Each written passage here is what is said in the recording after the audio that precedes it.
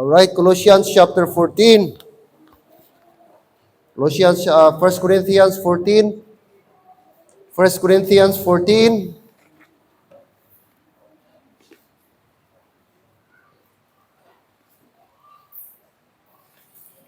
Okay, so yung song nag-remind sa atin na anumang meron tayo sa ating buhay, i-offer natin sa altar.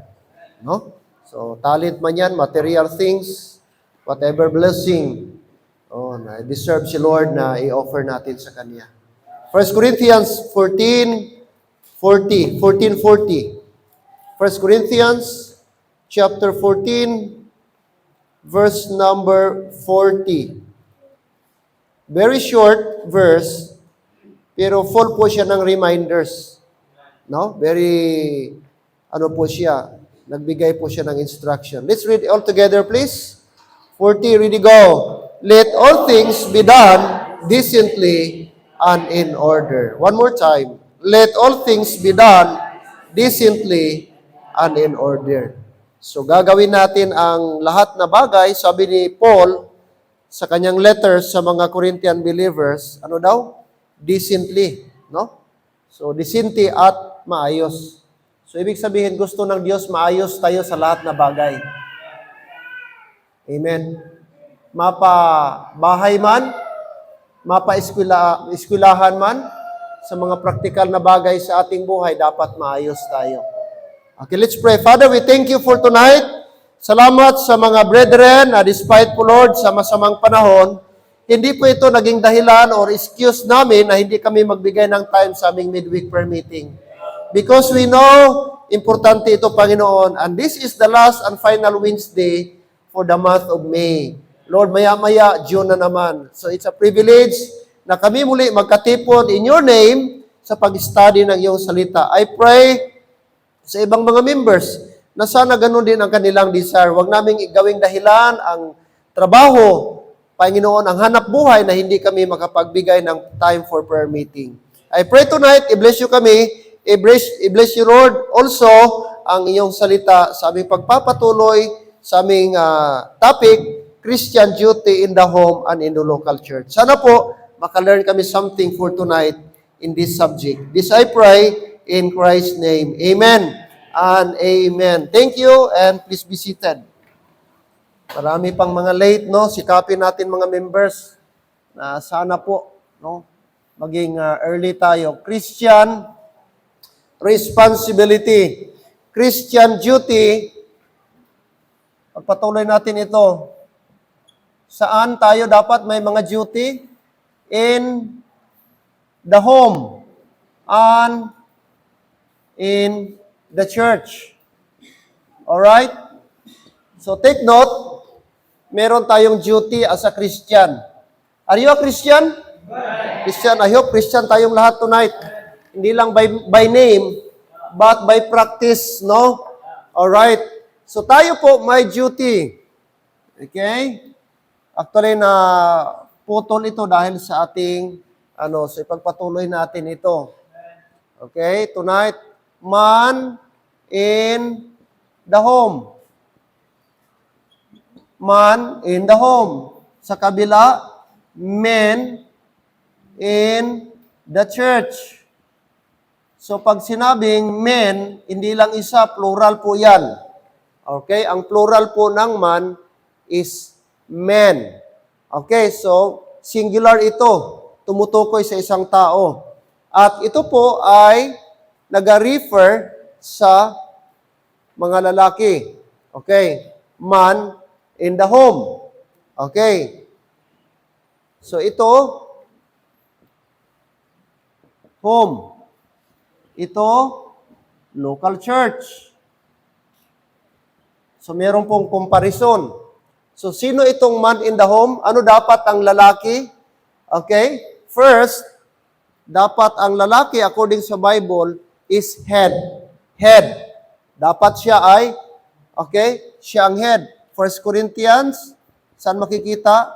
11, verse number 3. Okay? Ang head ng tahanan ni Lord Jesus Christ is the Father. Okay, let's read please. First Corinthians chapter 11, verse number 3. Verse 3, but I would have you know, sabi ni Paul, nais kong malaman ninyo that the head of every man, sino? Is Christ. So tandaan natin mga lalaki, ang ating head is Christ. And the head of the woman, is what? Is the man. And the head of Christ is God. So may order. So si Christ, ang head ng every man, bawat lalaki, ay si Kristo. At ang head ng babae, ang ulo ng babae, ay si lalaki. At gayon din po si Jesus Christ is God. Alright? So, dapat maintindihan mga babae, no, na like I said, gaano man tayo katalino, ka-smart, ka-intellectual, ka-skilled. But ang Bible is very plain and clear na ang head sa tahanan ay lalaki. No? Ang husband. Okay? Ang husband. Pag i-violate ito ng babae, nagkasala po kayo. Pag nag-asta kayo na kayo ang leader, instead na ang husband ninyo, i-violate ninyo ang principle sa Bible. Kasi this is the Bible principle. The head of the woman is the man. At the head of the man is Christ. So dapat ang mga lalaki mag-act as a head, hindi liig. No? Hindi ka liig ba? Ulo ka. Huh? So ang liig, ginaliso-liso. No? So ang head should be the head. Alright. Ano pa? Okay, ano pa siya? Alright. Husband. Oh, husband. Ano pa siya? Man in the home. Head siya, ang lalaki, husband. Pag sinabing husband, ano ka ba? May ano ka? Meron kang responsibility toward your wife. Pag sinabing husband, ano nito? Pag sinabing father, iba po ang husband sa father. Kasi hindi po lahat husband ay father. Tama po ba? Agree kayo na may mga husband na walang anak. Pero pag sinabing father, automatic may anak po yan. At pag sinabing husband, this is your relationship toward your wife. Wala pang kasamang anak. Okay. Alright. So, since ikaw husband ka, Brad, gagampanan mo yung function mo, yung role mo as a husband. Anong sabi sa Ephesians 5:25? Oh. Ephesians 5:25.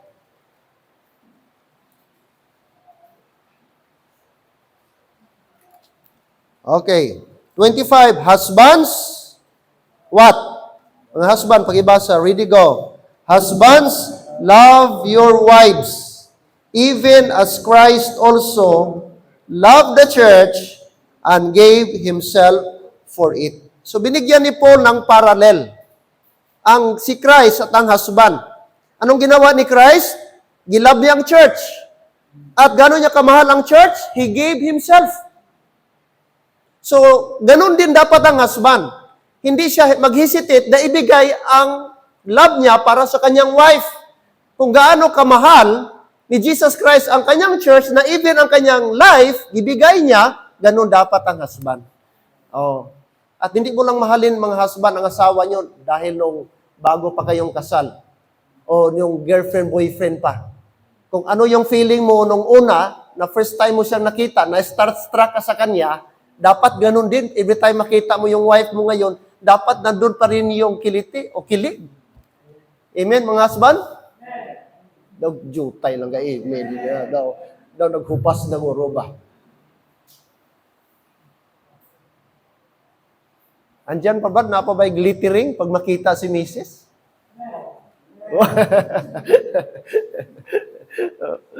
Dapat, amen? Oh. Love. No? Love your wives. Hindi kayo dahil maganda siya, nung maganda pang katawan, nung wala pang anak, o nung maputi pa, nung pure pa na itim ang buhok, dapat walang kupas yan. No? Ang real love, maintain. Amen? Oh, maintain. Instruction ng Bible, husbands, love. Period. Wala nang tani. Oh, hindi. Pag sinabing love, dapat love. Amen? Oh. Kayong magaplano pa. No, mag-isip-isip kayo kung kaya ba ninyo itong gampanan. Yung plano magpakasal. Kaya baka ang love ninyo, ngayon lang yan. Pag nagkaanak na ra ba ang babae, mag-iba na ang katawan. Hindi ra ba forever ang beauty? Ang beauty ra ba, passing lang yan. Ang beauty ra ba, temporary lang yan. Amen? So kung diyan ka nagamatter sa beauty, baka ma-frustrate ka. Kaya see to it na talagang real love. Amen? Kasi ang real love, kahit mag-change ang outward, nandun pa rin. Alright? So love. Husbands, love your wives. Maliwanag. So dapat ma-feel yan ang asawa natin. No? Na mahal natin sila. Okay? Next is, ano? Ano dapat? Ruler. Dapat ang nag-rule sa panimalay, dapat ang lalaki. Hindi naman ibig sabihin na ang babae wala nang right na mag-suggest, magbigay ng opinion or whatever. No? Pero in general, aspect mga kapatid, ang mag-rule talaga, ibig sabihin, mag-direct ba? Kung baga driver ba?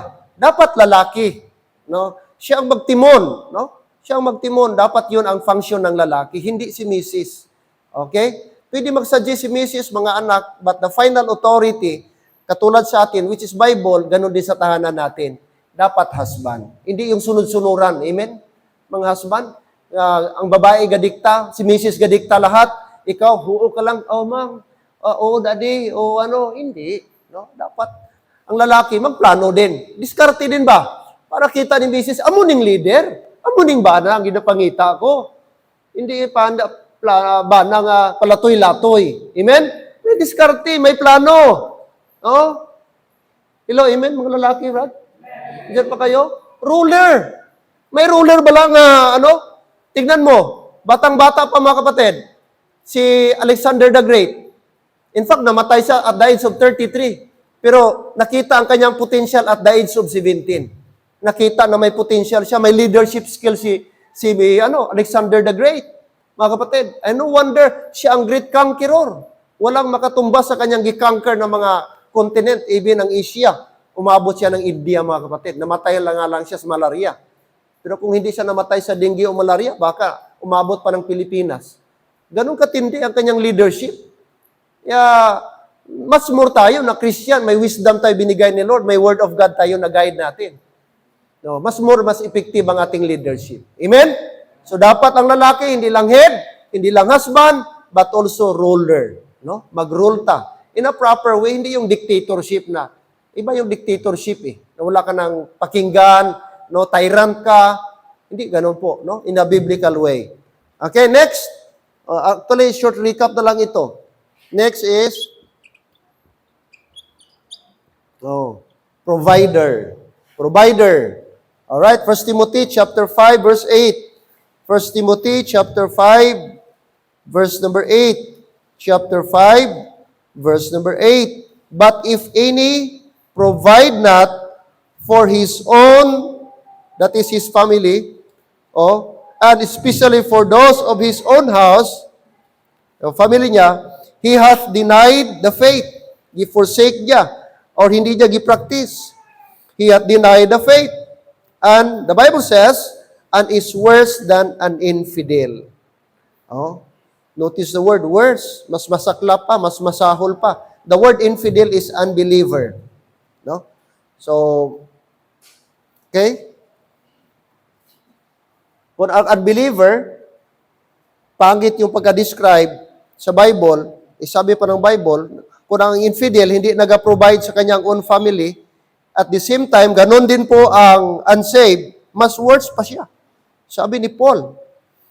Kaya, i-make sure natin, mga husband, na tayo po ay provider. No? Huwag tayong nag-depende lang kay ugangan, kay bayaw. Pangit po yun. No? Siguro, seldom, kung talagang emergency, of course, meron namang pagkakataon na minsan nagipit ka talaga, nagka-short ka talaga. From time to time, siguro, pwede ka makahingi ng tulong. Pero kung always na, ay nako, expect mo na may salita talaga yan ba, maririnig mo. Kahit kapatid mo pa, kung sige-sige ka na pangayo, sige ka na pangayo, bulig. Di ba? Kaya it's better talaga. Lalo na sa atin na Christian, bigyan tayo instruction na dapat ang isang tatay ay provider. No? Meaning, hanap tayo ng paraan talaga na ma-provide natin yung need. Hindi man sobra, pero at least yung mga basic. No? Pagkain, ano ba Brad? O ulam, o pangbayad ng kuryente. O, yung mga basic. Hindi naman siguro kailangan na ipa-Jollibee mo always yung ano. Hindi naman yan need talaga. Yung basic. Pag sinabing basic, yung necessary, yung essential, yun yung kailangan nating ma-provide. Okay? So, magsumikap po tayo. No? Dapat walang tatay na bulakbol. Hello? Amen? Dapat lahat ng mga lalaki, dapat, no, sikapin natin na meron tayong kahit papano income, no, to provide. It's a blessing kung si Mrs. may trabaho, pero mas maganda din, dapat ang lalaki meron talaga. Provider. Okay? Provider. Ano pa? Okay, ano pa dapat ang lalaki in the home? Pastor din siya. Pastor sa kanyang own family. Every father is a pastor sa kanyang family. Hello, amen? So, pastor mo, Brad, kayo ang magturo dapat. Kayo ang model sa inyong mga tahanan. Magturo about spiritual things kay pastor man. No, turuan nyo mga anak ninyo. Okay, mga biblical principle. Kayo mag-guide sa inyong mga anak every Sunday na dapat i-priority ang Panginoon. No? Dapat kayo una magtulong din kay pastor para ma-nurture ang mga anak ninyo sa spiritual things. No, ma-equip sila. Alright? So, yun ang duty ng isang tatay. Okay? And then, of course, father. So, may duty ka sa asawa mo, at the same time, may duty ka sa mga anak mo. Okay? Pag sinabing father, okay, example po niyan, ay tuturuan po natin sila. Exodus chapter 1. Okay, importante ito, i-recap ko lang. At least, okay, kay ilang weeks na rin tayo naka-skip. At least ma-refresh tayo kahit papano. Exodus.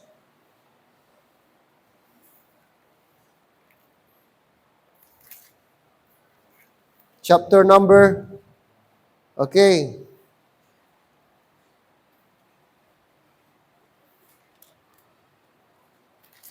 Okay.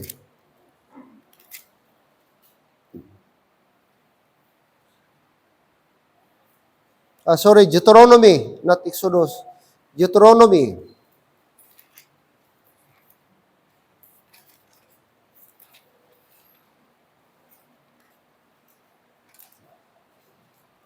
Deuteronomy chapter 6.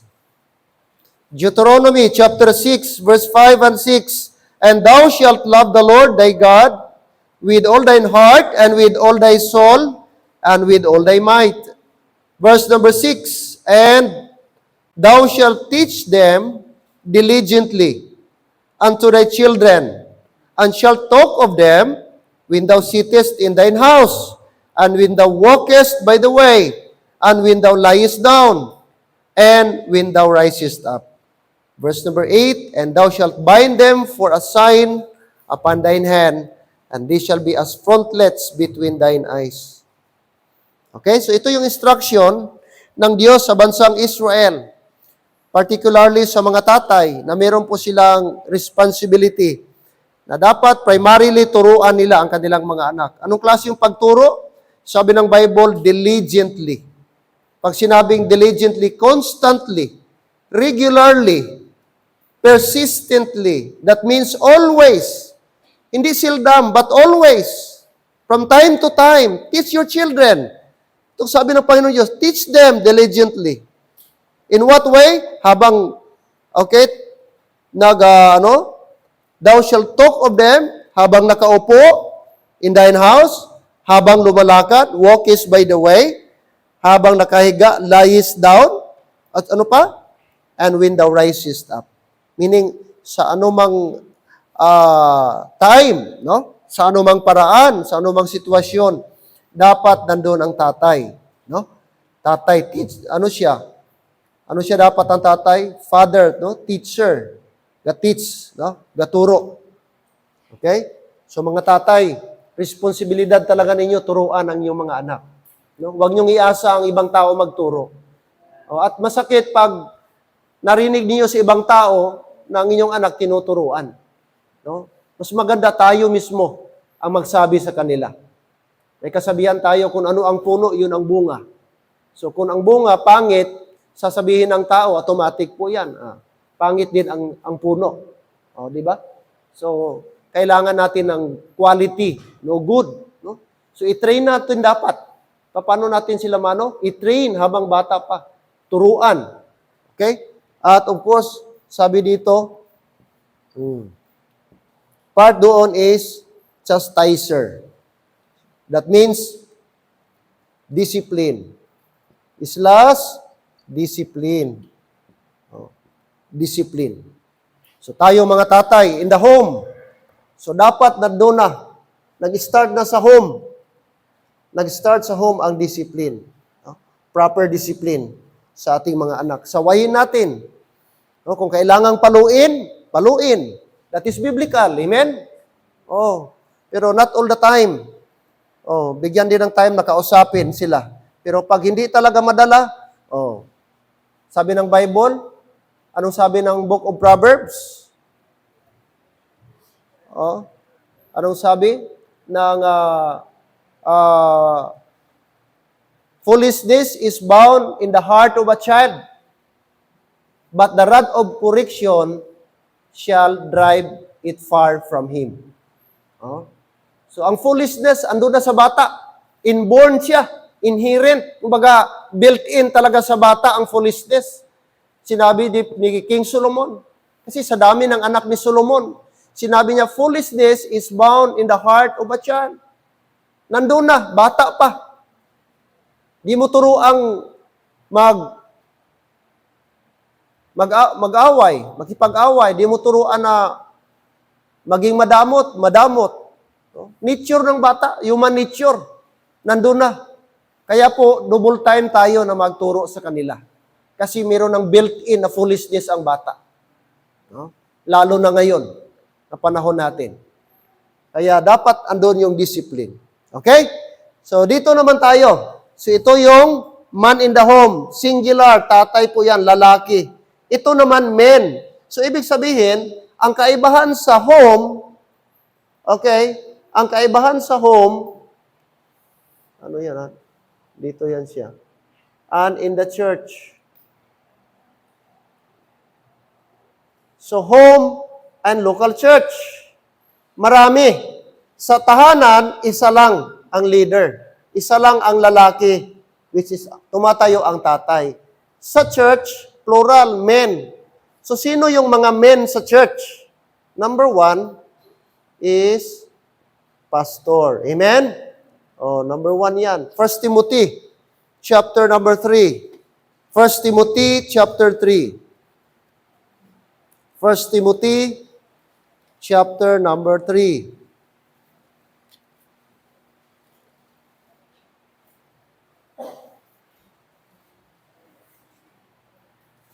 Okay, qualification.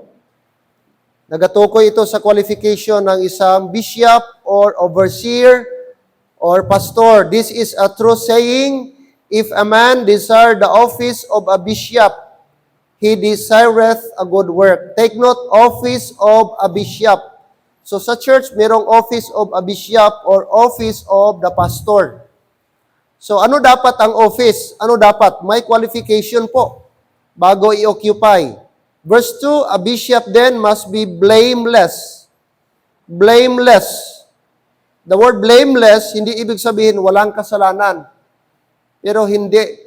Kung baliktarin mo lang yan, less to blame. Blameless. Next, the husband of one wife. Lalaki dapat. Vigilant. Ano pa? Sober. Meaning sound ang mind. Okay? Mentally, ano siya? Fit. Hirap magpastor, paiba-iba ang isip. Pastor, tapos may background ng mental breakdown, nervous breakdown. So, mahirap yun. Kung sa army at police, mag-apply ka, merong neuro exam. Dapat sa pastor, ganun din. Amen, Brad? Dapat mentally sound. Ang neuro ba, ang mind. Kasi congregation yung dinadala mo, tao po yung dinadala mo. At kung mali po yung pagdala mo, pag guide mo sa kanila, mapapahamak din po sila. Amen ba? O kaya sabi dito, sober. What is sober? Sober mind. Ang sober, opposite sa tao na lasing. Alam niyo ang taong lasing, di ba, wala na siyang balance sa kanyang pag-iisip. Di siya makapag-isip ng tama. Di siya makapag-decide ng tama. Kasi influence siya sa liquor. Okay? Kaya affected pag-drive niya, affected paglakad niya, kasi nga. So dapat ang pastor daw be sober. Oh. Ganon. What else? Of good behavior. Maganda, mabuti ang kanyang pag-uugali. Hindi masama ang ugali. Ano pa? Given to hospitality. Hospitable, accommodating. Up to teach. Marunong magturo. Ano pa? Not given to wine. Hindi lasinggiro. No striker. Hindi physical. Hindi walang record ng ulata na may karoon ng riot or whatever. Not greedy of what? Filthy lucre. Hindi,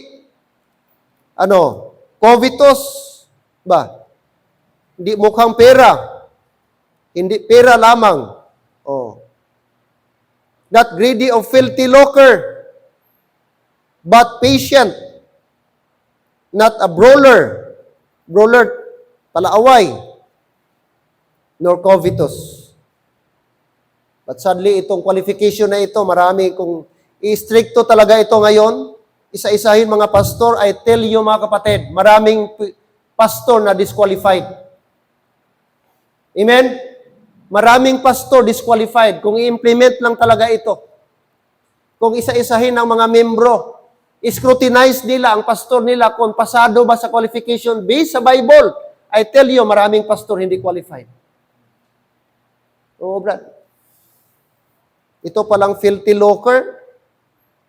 Marami na akong kilalang pastor na, mga kapatid, pira-pira na ang ministry. Pira-pira na. One that ruleth well his own house. Dapat ang isang pastor marunong at kanyang nag-guide ang kanyang sariling tahanan. Having his children in subjection with all gravity, ang kanyang mga anak nagpapasakop sa kanya. Maraming mga anak ng pastor pasaway. I tell you, Pastor Bini Abante, mismo anak niya. Mismo anak niya, mga kapatid.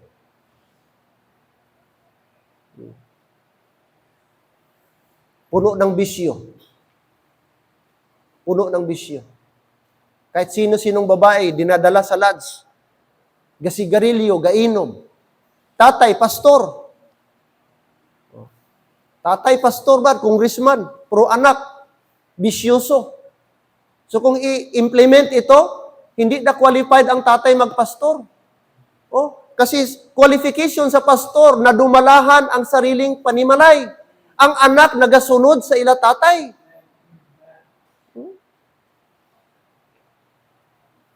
Pero marami itong hindi na nasusunod ang qualification. Verse 5, for if a man know not how to rule his own house, how shall he take care of the church of God?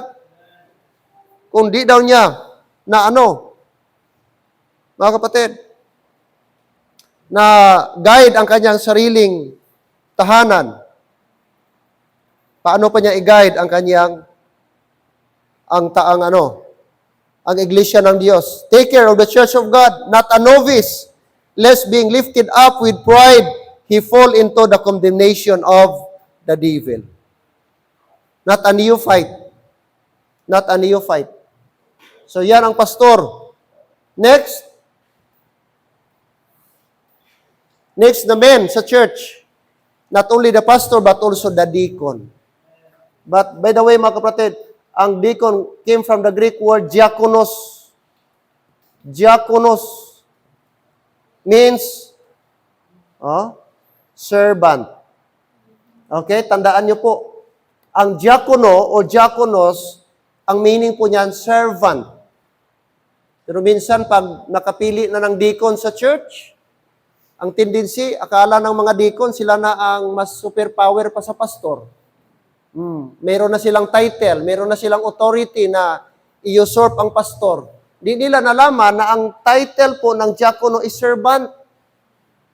Pag sinabing servant, nag-serve, hindi siya ang serbisyuhan, kundi siya ang nag-serve. At may qualification din ba? Ang deacon, verse number 8.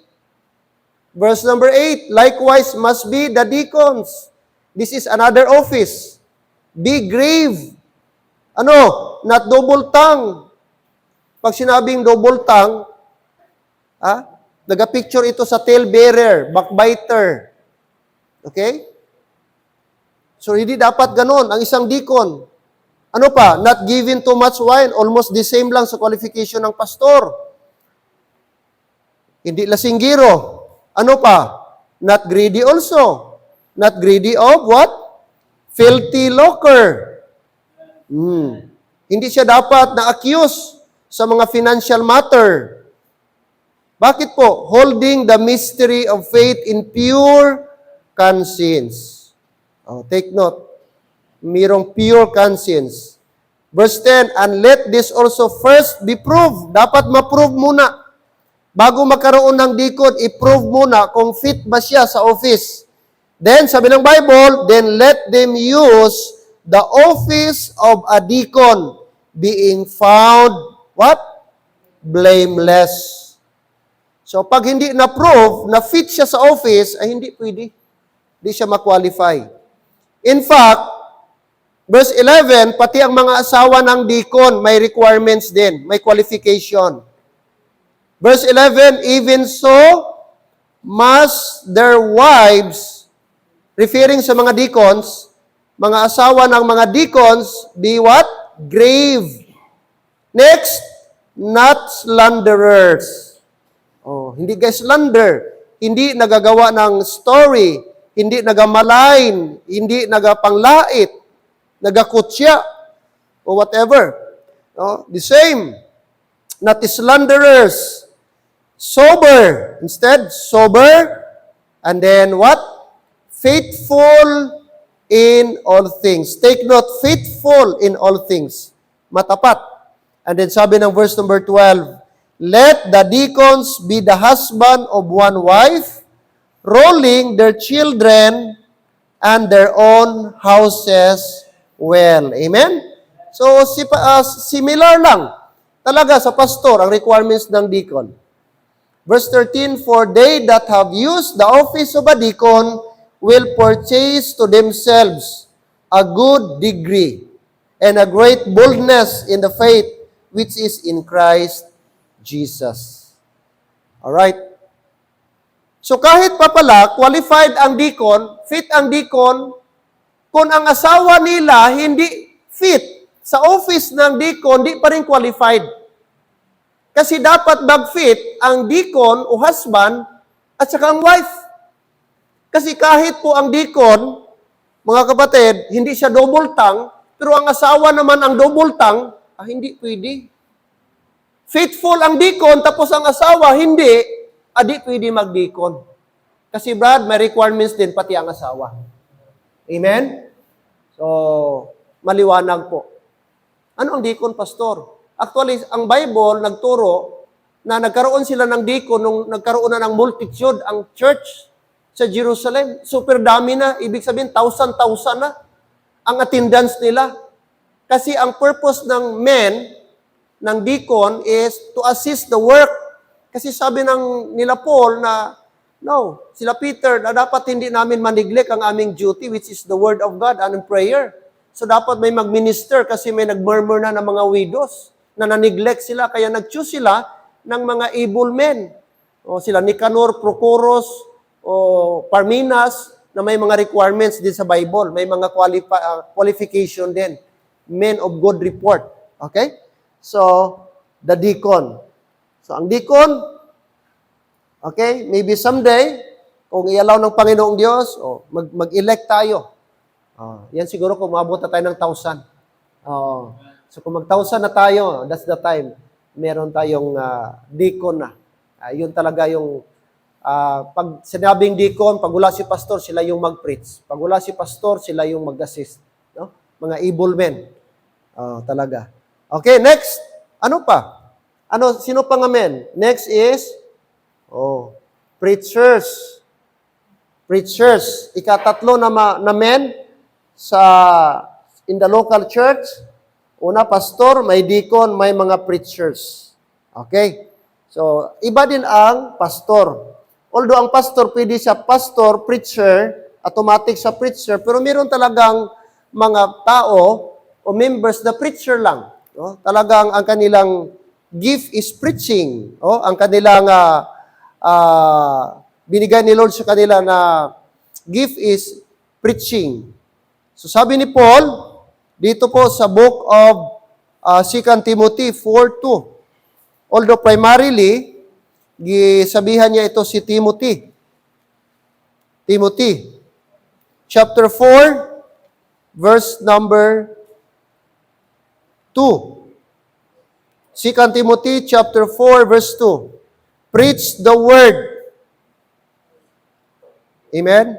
Preach the word. Be instant in season, out of season, reprove, rebuke, exhort, with all long-suffering and doctrine.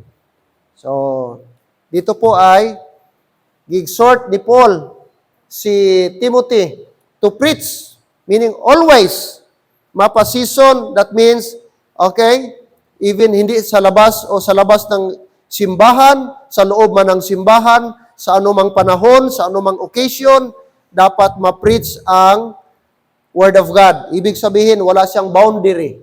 Walang time zone. Hindi mo pwede sabihin na gabi ngayon or araw ngayon. Pag sinabing borderless, walang kinikilala. Always, no? If there is opportunity, preach the word. Preach the word. So, preachers. Kaya nga, may mga preacher tayo, no? So, mag-assist, mag-preach. Okay, and lastly, last man in the church is teachers. Teachers. All right, Ephesians chapter 4. Ephesians chapter 4. Ephesians chapter 4.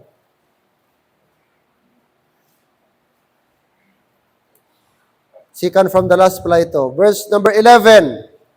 Ephesians 4:11. Let's read. Ready, go. And he gave some apostles, and some prophets, and some evangelists, and some pastors, and teachers. Take note, teachers. So sa church, may mga teachers din. Kailangan natin ng teachers. Okay? So dapat tayo, mapalalaki, mapababae, dapat tayo teacher. Okay? Not necessarily lalaki ito, pero pwede tayo maging teacher. Okay? Teacher na magturo ng Word of God, mag-minister ng Word of God. Okay? Kung marunong ka na mag-soul-winning ba, tapos nag-witness ka na, nag-discipleship ka, considered kang teacher. You are teaching the Word of God. You are ministering people by teaching. So, gusto ng Diyos na tayo po lahat ay sana maging teachers.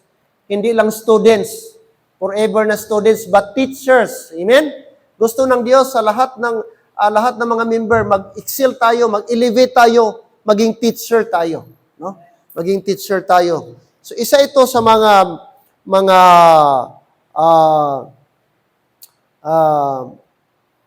office or ministry sa church na dapat nating i-pray. No? Teachers. And, ano pa? Ano pang sabi? And last, andyan, is evangelist. Amen? So, wala pa yan na phase out sa period of grace, sa dispensation of grace, andyan pa yung evangelist. Magkaiba nga lang ang evangelist. Ang evangelist ay wala po siyang hinahawakan na church. Under po siya sa isang local church. May pastor din po siya. Pero umiikot siya. Katulad ni Evangelist Joey.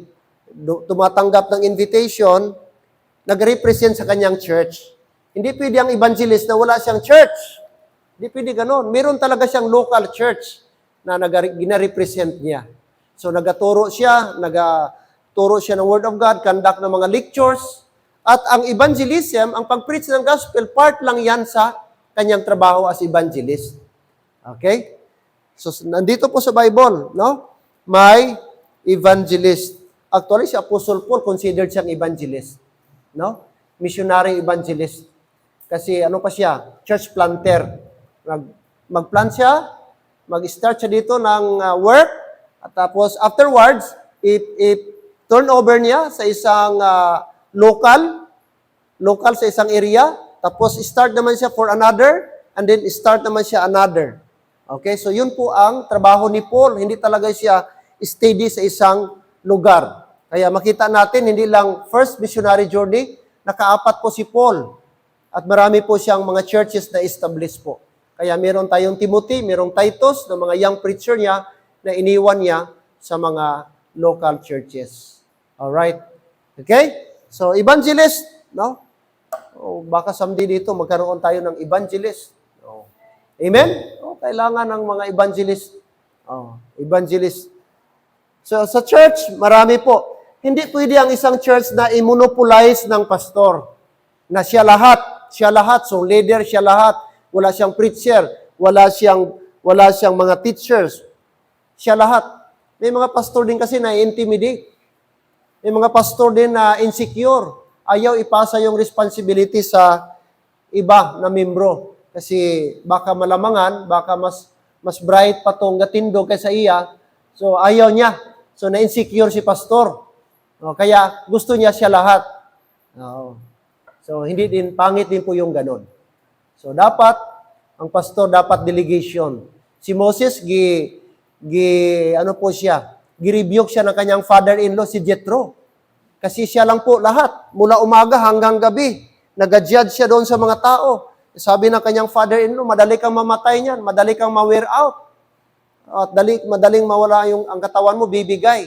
Why not magpili ka ng mga able men na siyang mag-lead ng mga tao? Mag-lead sa 10, sa 50s, sa 20s, and even sa 100s.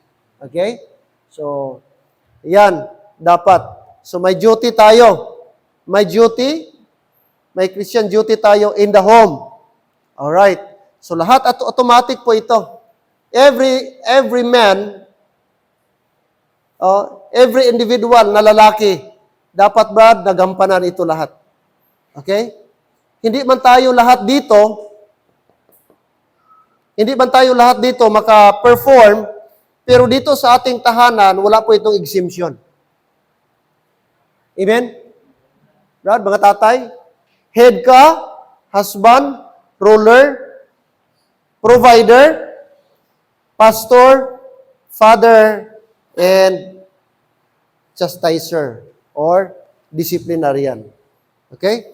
So yan po ang order ng Diyos sa atin, na meron tayong dapat balance, no? Dapat balance ang ating life. Okay? At pag na-perform natin ito, gaganda po ang ating church. Pag na-perform natin ito, magiging strong ang ating church. Amen po ba? No? Expect tayo na strong ang ating church. Kapag ang bawat tahanan ay strong, we can expect, no? Magiging strong din ang ating church. Okay? So like I said, gahabol tayo ng oras, mga kapatid. So, we'll continue our next lesson sa next Wednesday. Okay? Para naman sa mga babae. So, ito, man in the home. Next is woman in the home and women in the church. Ano naman ang responsibility ng babae, mga babae sa tahanan nila, ano naman ang responsibility nila sa church ng mga babae. Okay? So, tayo please. Let's pray. Father in heaven, we thank you, Lord, for tonight. We thank you sa short lesson na aming natanggap this evening. And as we continue this, it's my prayer na continue kami ma-remind kung ano dapat, Lord, aming mga responsibility. Both in the home and in the church. Because we believe, Lord, na dapat ang aming buhay is balance. So I pray, Lord, sa aming mga tatay na sana po magampanan nila ang kanilang mga tungkulin. Kami, Panginoon, by your grace, na maging good provider kami, maging good husband kami, maging good leader kami, maging good father kami sa aming mga tahanan. And also, Lord, higit sa lahat, maging pastor kami sa aming mga tahanan. And this evening, as we proceed sa aming mga prayer request, I pray na bigyan niyo kami wisdom and knowledge sa mga bagay na dapat naming ipag-pray, ilapit sa inyong Panginoon ngayong pong gabi. Thank you once again sa opportunity maka-pray together kami with the brethren. And this is my prayer and thanksgiving to you, Lord, in Christ's name. Amen and amen. All right, remain standing. We'll not stay long. Okay, Sir Alden, please come. And then after this, our midweek offering.